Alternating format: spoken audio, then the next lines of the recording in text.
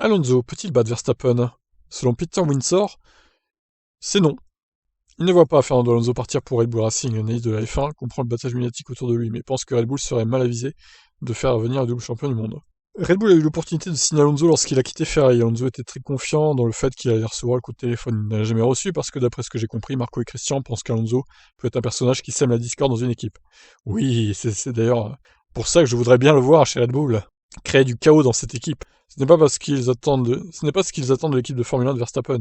Ils veulent un numéro 1 2, un numéro 2 docile, qui ne va pas trop faire tanguer le bateau. Ce qu'ils ont en quelque sorte avec Perez. Bah oui, c'est ça, hein. On demande également à Windsor si Alonso pourrait rendre les choses difficiles pour Verstappen dans une course au titre. La réponse est non. Non seulement à cause de son âge, mais je pense pas qu'il soit techniquement aussi bon que Max sur un tour. Je pense donc pas qu'il sera en mesure de faire la différence en situation de course, même s'il serait peut-être meilleur pilote de course que Max, ce qui est un point discutable de toute façon, parce que Max sait très bien utiliser toutes les variables.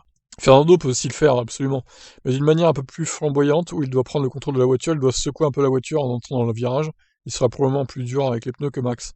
De la même manière, Perez a battu Max une ou deux fois, ou Massa a battu Michael Schumacher et Rubens Barrichello a battu Michael. Je peux imaginer qu'il le battrait périodiquement, mais sur toute une saison, non.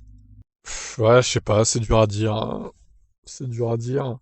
Après, encore une fois, Alonso, il a Stroll comme coéquipier, donc là, c'est dur de dire vraiment ce qu'il vaut encore, quoi.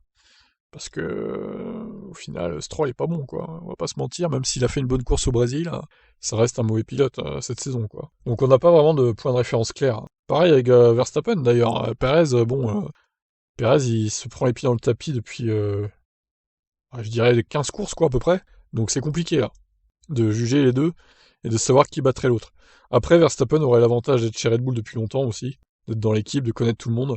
Donc forcément, pour Alonso, même si Hamilton arrivait dans l'équipe d'ailleurs, ça serait la même chose, hein, il se ferait taper dessus, quoi. Parce que Verstappen a l'expérience de l'équipe aussi, et de la voiture, qui est conçue pour lui. Qu'est-ce que vous en pensez, vous?